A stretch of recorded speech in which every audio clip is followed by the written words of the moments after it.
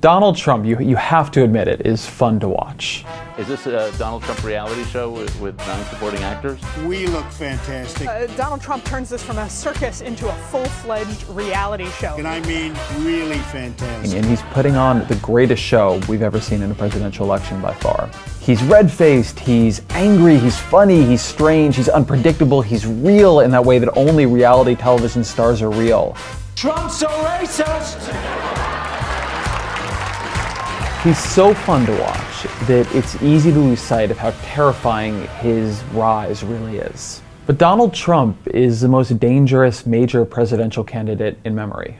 Trump is a serious contender to win the Republican presidential nomination. If he wins the Republican presidential nomination, he may win the general election. He's a man who could be deciding the next Supreme Court nomination, be making decisions of war and peace, be deciding which regulations to enforce and which to let go of.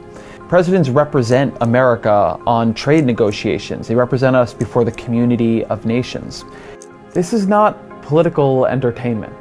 It's not entertainment at all. It's real live politics. Trump's background in politics has been scary and it's been extreme. He rose to prominence in the Republican Party as a leader of the birther movement. I was just informed while on the helicopter, our president has finally released a birth certificate. I'd want to look at it, but I hope it's true. He climbed to the top of the polls in this election by calling Mexicans rapists and killers. They're bringing drugs, they're bringing crime, they're rapists. He defended a poor debate performance by accusing Megyn Kelly of being on her period. You could see there was blood coming out of her eyes, blood coming out of her wherever. He responded to rival Ted Cruz's surge by calling for a travel ban on all Muslims.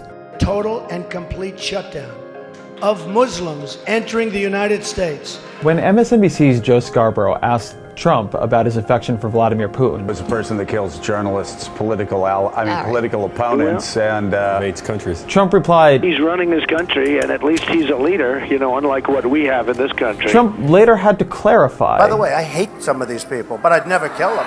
That is usually not something in American politics presidential candidates need to clarify.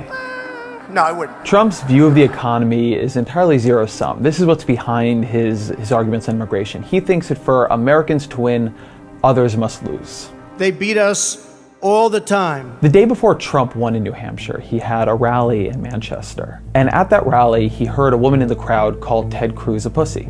She just said a terrible thing. And Trump, rather than ignore it or move on from it, he went to the woman and he said, "Say what you said again." Shout it out, because I don't want to... And eventually he spoke it. She said he's a pussy. That's terrible. Terrible.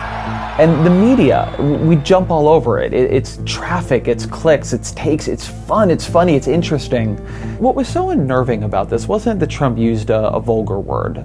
It was the demagogue's instinct for finding the angriest voice in the mob and amplifying it. Trump is a racist, and he's a sexist, and he's a demagogue. But he's also a narcissist and a bully and You're a tough guy, a Joe. dilettante.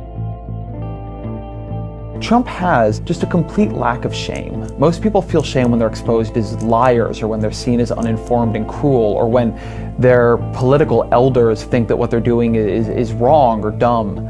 It's one way we keep politicians in check.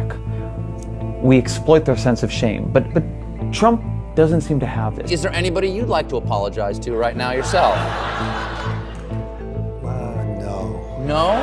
He's got that reality television star's talent for not caring what he seems like on camera. I'm not here to make friends. I'm not here to make friends. We're not looking to make new friends. The rest of us, we're all worried about making friends. We want to be seen as polite and gentle and kind. Trump doesn't care about that. And it's a reason that he's fun to watch. It's a reason that he's succeeding in the primary. But it's also why he's dangerous.